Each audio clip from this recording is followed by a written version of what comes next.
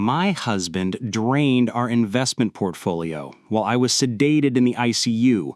I'm finally getting what's owed to me, the message read. I replied with a single smiling emoji when I was released the next afternoon. I didn't go home. My name is Lena Petrova, 48 years old and 20 years as a regional sales director. Not the fulfilling career I'd imagined, but it paid the mortgage and kept Marcus in the custom suits he never seemed to thank me for. I'd been having those splitting headaches for months. Just tension. I blamed it on the constant flights and recycled airplane air until I couldn't pretend anymore. Somewhere outside Tucson, the pain got so intense I had to pull into a rest stop and call 911 myself. An ambulance rushed me to Phoenix, Arizona. Turned out it wasn't a migraine. I was having a brain aneurysm. I remember the neurosurgeon's grim expression before the world faded. "We're going to lose her if we don't act now," he said. Not exactly the pep talk you want before going under. 3 days later, I woke up with an IV in my hand and a coil in my artery. The nurse told me I'd crashed on the table once, said I was fortunate. I didn't feel fortunate when I checked my phone. There was only one message from Marcus. We'd been married 17 years, no children, just a condo in Phoenix and a lot of silent meals when I was home between conferences. The message had a screenshot of our brokerage account balance. $0.00. Below it, he wrote, "I'm finally getting what's owed to me. $217,400.83. All of it. My stock options, my bonus fund, my safety net. All gone. I should have felt something. Fury, despair. Instead, I just felt hollow. Empty in a way that food or sleep couldn't fill. I sent him a smiling emoji. Nothing more. When the doctor came in, he told me I needed to avoid strain, no travel for at least 2 months. He asked if someone was coming to get me tomorrow. Absolutely, I lied. That night, I made a call to my sister, Anya. She lived across the city. We hadn't spoken in a year, not because of a fight. We just drifted apart. "Need a huge favor," I said. "Name it," she answered, without a second thought. "Need your couch for a few nights. And I need you not to tell Marcus." There was a pause. "He doesn't know you're okay?" "Oh, he knows," I said. "He just doesn't know I'm not coming back." I met Marcus at a corporate mixer in Santa Fe. He was a struggling artist, charming and out of place, and I was the woman who bought him a drink. Back then, he looked at me like I was a visionary for appreciating his rough sketches. Funny how that works.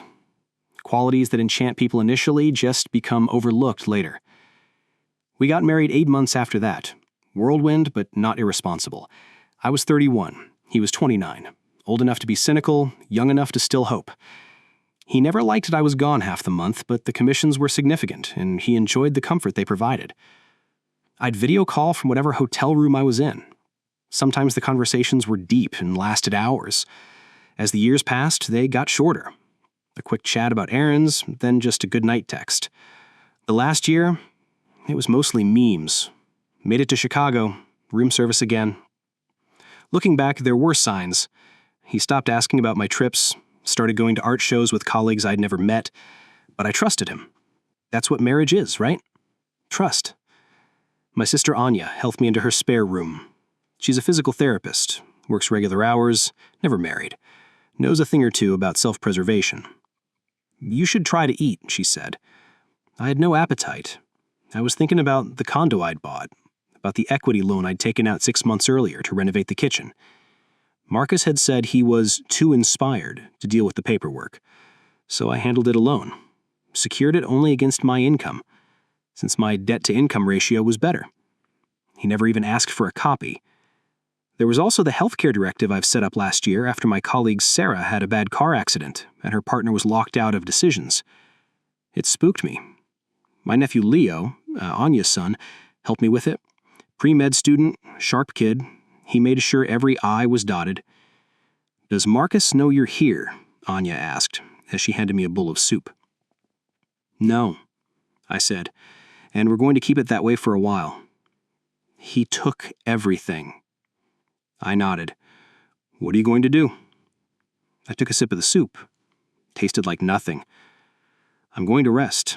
Doctor's orders. But that night I didn't sleep.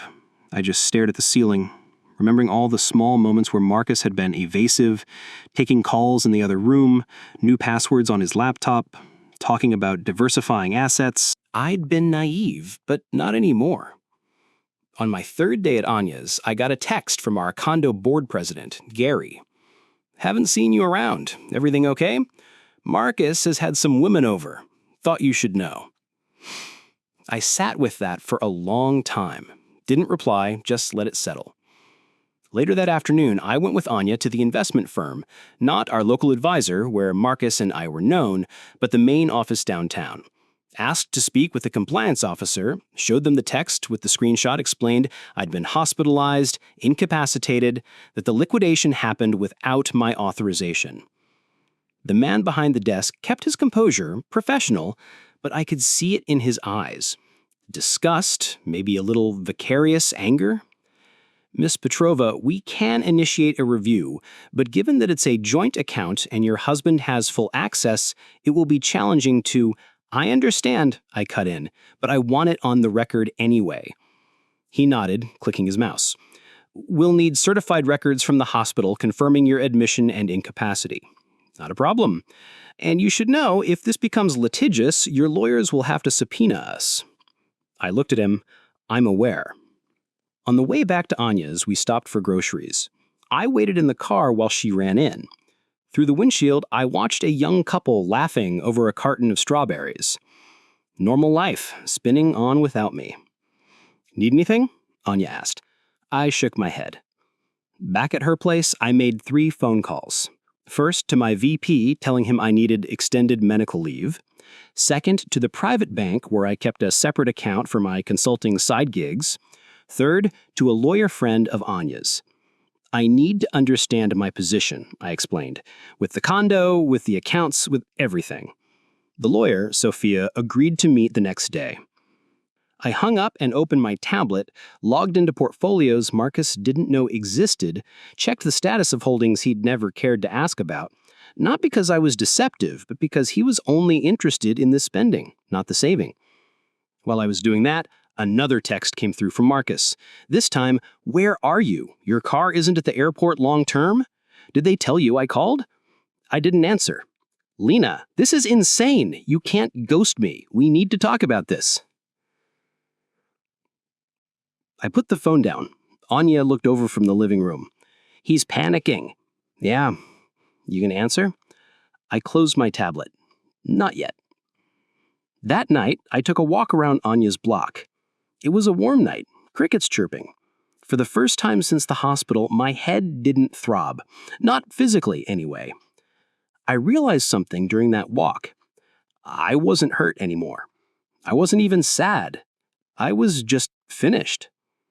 And with that came a cold, clear focus. Marcus hadn't just taken my money. He'd handed me my exit strategy. A week after I was discharged, I finally went home. Middle of the day, when I knew Marcus would be at his studio, used my fob, walked in like I'd returned from a business trip. The condo smelled different. A floral perfume that wasn't mine, takeout containers for 2 in the trash, an extra toothbrush in the holder. I packed a suitcase with clothes, my important documents, and the fire safe from the closet where I kept my inheritance jewelry. As I was leaving, I noticed the abstract sculpture he'd made for our anniversary was gone from the entryway. Back at Anya's, I met with Sophia, the lawyer. We sat at the dining table with files spread between us. The condo situation is favorable, she said, reviewing the equity loan documents, since you secured the loan solely with your assets, and given that your medical emergency, you have a very strong claim for sole ownership. What about the money he liquidated? Sophia frowned. That's more complex. Joint investment accounts imply joint control, but she tapped a finger on the statement. The fact that he zeroed it out while you were medically incapacitated could be argued as financial abuse, especially with records showing the capital was primarily from your earnings. I nodded. And if I want a divorce? Arizona is a community property state, but given the circumstances, I believe we can make a powerful argument for a disproportionate split in your favor. She gathered the files. I'll draft a petition.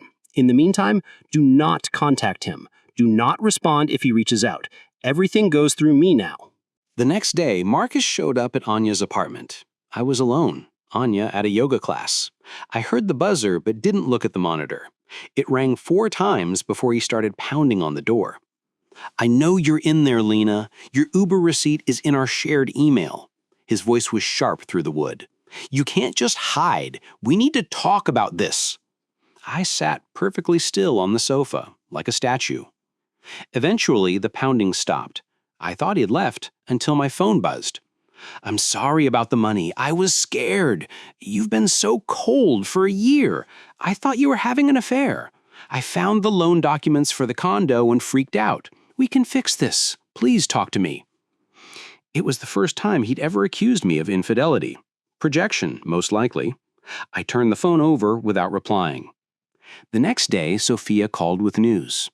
"Marcus contacted me," he said. "He has hired David Chen as his attorney." David Chen, one of the most ruthless divorce lawyers in the state, known for dragging out cases and draining assets with legal fees. "What does that mean for us?" I asked. "It means he's going for blood. Chen is already alleging that your disappearance after a medical crisis constitutes emotional abandonment. He's painting you as erratic, claiming you left without a word and are refusing to communicate." I let out a long breath. So what now? Now we move first. I've filed for an emergency motion regarding the liquidated funds. Judge Wilkins is presiding. She has no patience for financial games during a health crisis. After hanging up, I stared at the wall for a long time. Then I made another call to my nephew Leo. I needed his help with something specific. That evening, I drove past our condo. Marcus's motorcycle was in the spot, alongside a little red convertible I didn't recognize. I did a U-turn and headed back to Anya's. In the parking garage, I got a text from a number I didn't know. "This is David Chen. I represent Marcus Petrova. Any further stalking of my client will be noted and used against you. All communication must go through legal counsel." They were watching me. I was watching them, and now the battle was formally declared. 2 weeks after that first meeting with Sophia, we had our day in court for the emergency motion. Marcus was there with David Chen, both in expensive-looking outfits. I wore a simple black blazer, the one I kept in my carry-on for client dinners. Judge Wilkins was a stern woman with a sleek gray bob and sharp eyes. She reviewed the motions without a hint of emotion, occasionally glancing up at Marcus, then at me. "Mr. Chen," she finally said, "your client liquidated the entire joint investment portfolio while Miss Petrova was hospitalized for a life-threatening cerebral event. Is that correct?" Chen stood. "Your Honor, my client had every legal right to access those jointly held assets. Furthermore, Miss Petrova had recently taken a significant loan against their marital home solely in her name without Mr. Petrova's consent, which we argue was the initial act of financial separation."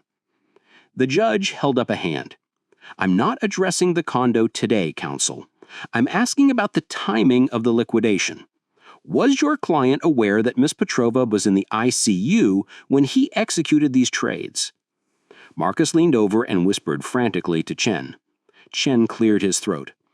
"Yes, Your Honor, but my client was under profound emotional duress, believing his marriage was collapsing. He acted to secure his financial future." The judge's lips tightened. "While one's spouse is unconscious from a brain aneurysm, seems a curious time to presume a marriage is over." She shuffled the papers. "I'm ordering the proceeds from the liquidation placed in a court-managed escrow account. Neither party may access these funds until ownership is determined in the divorce settlement." It wasn't a total victory, but it stopped Marcus from spending it. As we left the courtroom, Marcus tried to approach me. Chen held him back by the elbow, but not before Marcus said, "Lena, just wait. You have it all wrong." I walked past without a glance. Outside, Sophia was pleased. This is a good start. Now we begin discovery. Discovery, the process where every secret gets unearthed. A week later, Sophia called me to her office. When I arrived, she had a file waiting. "We found something," she said, sliding it across the desk. Inside was a statement from a crypto exchange I'd never seen. Marcus's name was all over it. The balance, 78.4 Bitcoin. "Where did this come from?" I asked. "Your nephew found a trail. Leo's friend interning at a fintech firm flagged it. This wallet was active for over 2 years. Regular transfers from his personal account, always timed right after your direct deposits hit." "There's more," Sophia said. "The activity spikes align with your travel schedule. When you're away, coins move." I sat back. "He's been siphoning for 2 years?" Sophia shook her head. "I don't think he was planning to leave you, Lena. I think he was building a parachute in case you left him." "Why would I leave him? I was killing myself to support us both." That's when Sophia slid over another document. A statement for a private P.O. box with charges for a storage unit in Las Vegas, dated 4 months ago. I'd been in Boston that week. The name on the unit rental was Gina Rossi. Gina, our condo board president's niece, the one who texted me about the woman at our home. Sophia's face was stern. "We believe Gina has been involved with Marcus for some time. She was the lookout, feeding him information while they were together. The betrayal wasn't just Marcus. It was collaborative, calculated. Gina playing concerned neighbor while sleeping with my husband. Marcus draining our accounts while I was fighting for my life." I stood up. "What's our next move?" Sophia smiled thinly. "That's your call.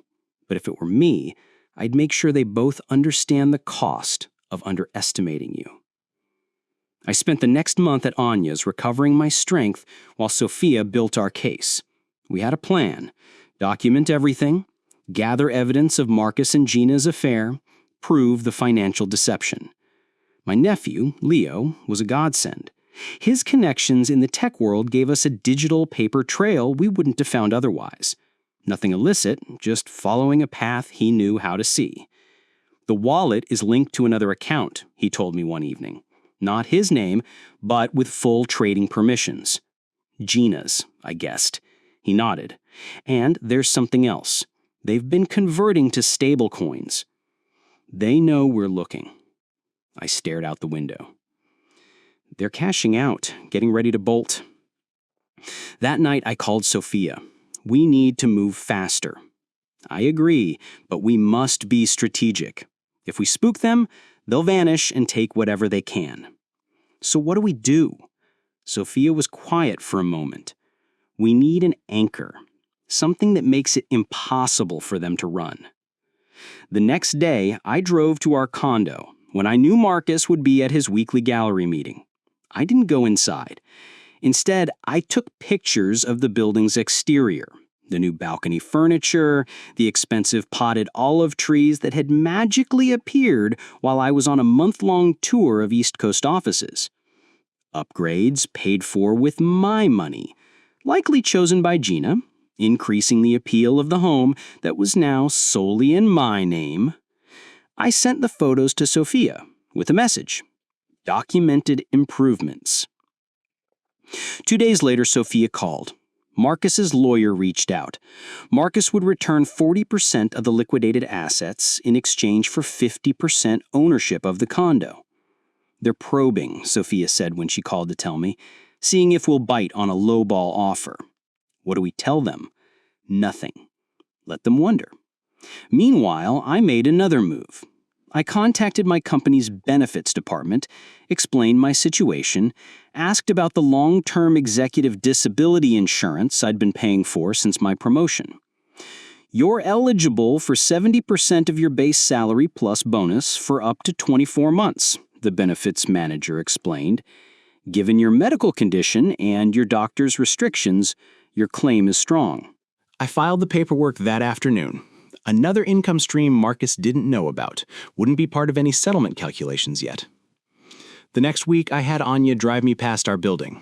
This time I noticed a moving truck parked out front. Not at our place, but down the block. Gina was carrying boxes out of her apartment. "She's leaving," Anya said. I nodded. "Call Leo." An hour later, Leo confirmed it. Gina had terminated her lease and withdrawn a large sum from her bank account 2 days prior. I called Sophia immediately. "We need to act now. Gina's moving. Marcus might be going with her." Sophia didn't hesitate. "I'll file for an emergency restraining order first thing tomorrow, freezing all assets and preventing either of them from disposing of property." The next morning, I woke to a text from Marcus. "We need to talk. Just us. No lawyers." I showed it to Anya. "They're scared," she said. I nodded. "Good." I forwarded the text to Sophia, who replied, "Do not engage. Hearing is at 3 p.m. At 2:45, I was walking into the courthouse when I spotted Marcus and Gina together near the metal detectors, having a heated argument. They didn't see me. I took out my phone and recorded them. 15 seconds of clear video showing their intimate familiarity. Sophia was waiting inside. I showed her the video. "Excellent timing," she said. "Judge Wilkins does not appreciate being lied to." I straightened my blazer. "Then let's not disappoint her." Judge Wilkins' chambers were all modern glass and steel. Just the judge, the 2 lawyers, Marcus, and me. Gina wasn't allowed in. The video played on the judge's monitor. No audio, but their body language was a confession. "Mr. Chen," Judge Wilkins said when it finished, "care to explain why your client has sworn in affidavits that he has no romantic involvement with Miss Rossi when this evidence suggests otherwise?" Chen looked flustered. "Your Honor, the nature of their relationship is a private matter and not relevant to the financial—" "It is when it demonstrates a pattern of deception alongside alleged financial malfeasance," the judge snapped. She turned to Marcus. "Mr. Petrova, are you and Miss Rossi planning to relocate together?" Marcus's face went ashen. "Let me be clear," the judge continued. "The court has evidence that you and Miss Rossi have been moving and converting assets, that Miss Rossi is breaking her lease, and that you liquidated a 7-figure portfolio while your wife was incapacitated. This suggests a concerted effort to conceal and abscond." She looked at both lawyers. "I'm issuing an immediate freeze on all assets belonging to both Marcus Petrova and Gina Rossi. Neither may leave the state without court permission. Additionally," she turned to me, "given Miss Petrova's medical status and the compelling evidence of financial exploitation during her incapacity, I'm granting her temporary exclusive use of the marital residence." Marcus made a strangled noise. "Your Honor," Chen began, but the judge held up a hand. "The financial exploitation of a vulnerable spouse is a grave matter, counselor.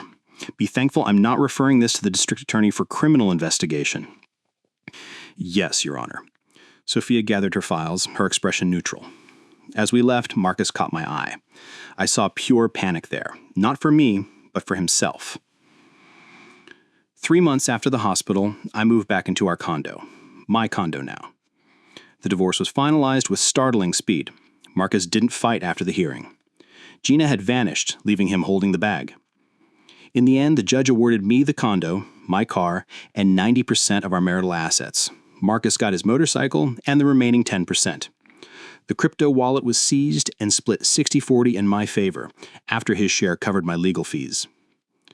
I never spoke to him directly again. Everything was through attorneys. The last I heard, he'd moved to Austin, trying to start over.